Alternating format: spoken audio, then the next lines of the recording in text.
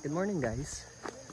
So, as you can see, I'm on my way to Mount Hago with some other hikers with me. Already gulping for air. Start pa lang. And it's still a 1 hour hike. 2 hours, please. What will sustain me today is my creatine and my chocolates inside my bag. It's already sunrise. Wala mi kaabot sa summit during sunrise kay nandugay mig mata. So this is the consequence. Sunrise. Grabe na. Morning. Morning. Whew. I'm catching my breath. The sun is up. Mataw mga kasabay. And dagan akong ng mga nangasugatan nga kika nag-hike and it's so fun. It's actually my second time here na makakatkat sa summit. Kasi ito, diba? Or here. From what I can remember, I don't know if that's a shortcut. Pero wala po kaagi dito. So I'll prefer this way. We're almost there's a river. I passed the first test, which is the hardest. First time that nanakam dito it was so muddy kaya nag-ulan the night before. So it was way harder to climb. But this time around, dry ang yuta. So luckily, we were able to climb it easily. And we are here at the river. Pabas na tubig.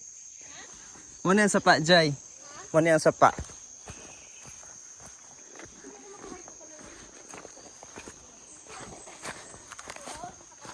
You know what, guys? Kanina, I don't know lang if na other shortcuts or way nga padulong sa summit, but pasaka pa lang namo. I was with the other hikers and there are two ways. Una is ako naandan, which is ang padulong sa summit, and the other one wala pa na ako natuan, but they proceeded that way. And so I got left behind. I said to them nga diri ang dalan, and then they all laughed. Okay, first time hikers sila, they didn't know the trail. And so pag kita nila sa lisod ng dalan, they went back. I don't know if nipadayon pa sila. And then there are some other hikers with us nga naguna. Apoy nag-iwait. Kaya pa! My view currently. And there's the sun. Pretty sure init kini pag-abot nito. We have no choice to game ng mata. We woke up at 5.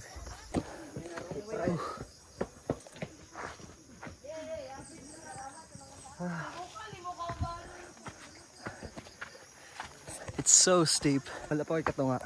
Ako makakauman na bilin sa likod. Nagpahaway. But I can't. I have to test my mental fortitude. Yeah. My thighs. Oh, thank God. Actually, no. Mas nido all this time. Second time around. Nanawad dari. The first time I was here, during a part, I was so exhausted already. Layo pang summit. Although I'm gulping for air right now, but I am not that tired comparing to my first time. My hands are actually shaking.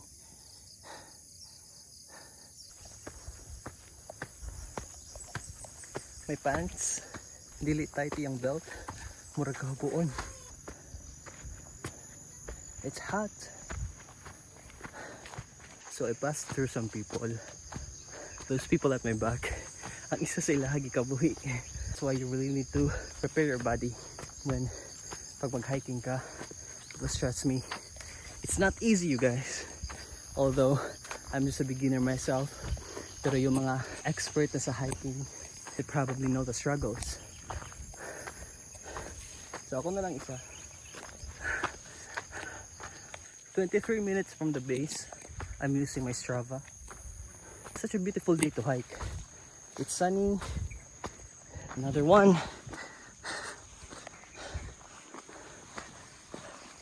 Okay, let's go. Oh wow, the view. Look at that.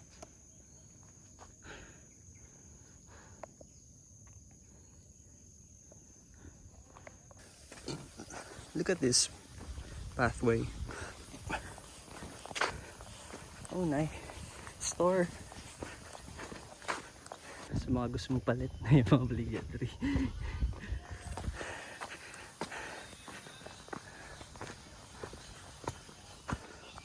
Palihog isira ang coral. Okay. How do I open this one? Should I? Okay, so musuong.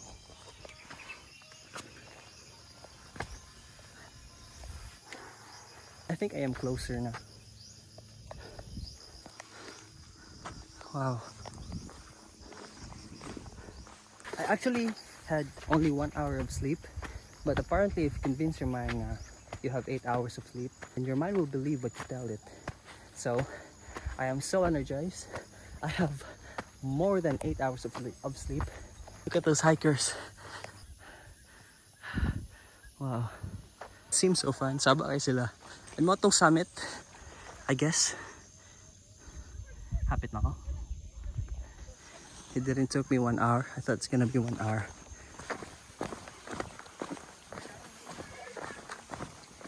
Ooh.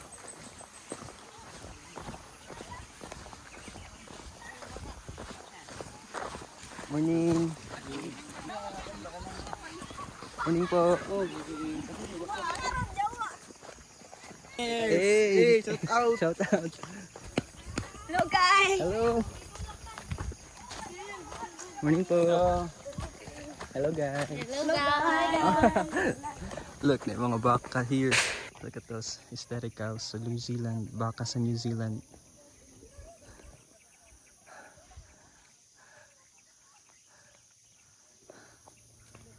Masit, pero bawal. The blood is still pumping. And musaka daw siya sa utok, which I guess causes pressure. Good morning, cows! They're so cute. Sila na ko, couple silang duha. I'm gonna name them Cow 1, Cow 2, Cow 3, and Baby Cow. No, that's pretty lame. I'm just gonna wait for my kauban dere, since it's landong.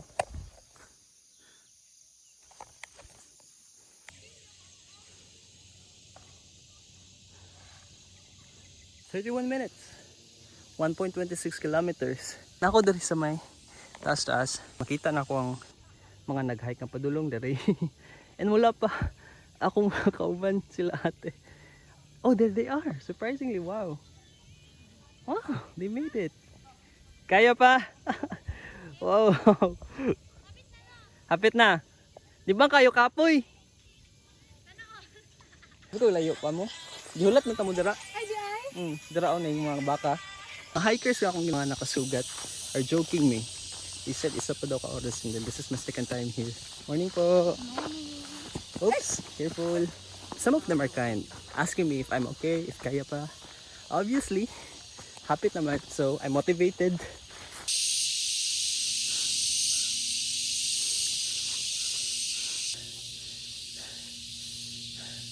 Saba kayong mga gangis during apart. Ano sa mga katigulangan? If saba daw ang gangis, that means mag-ulan. But it's pretty sunny out here. So maybe niya pang to. I don't know. I don't know what to believe. Last time I was here was 2024 and it's 2026 now, so like maybe 2 years, 1 year ago. Just lighting myself na hapit na. Good morning po. Good morning! Actually, nana ko. There! Look at that! I made it! Look at my smile. This is the smile of an achievement. I'm gonna wait for my people here. Thank you, Lord. Aman tapundo.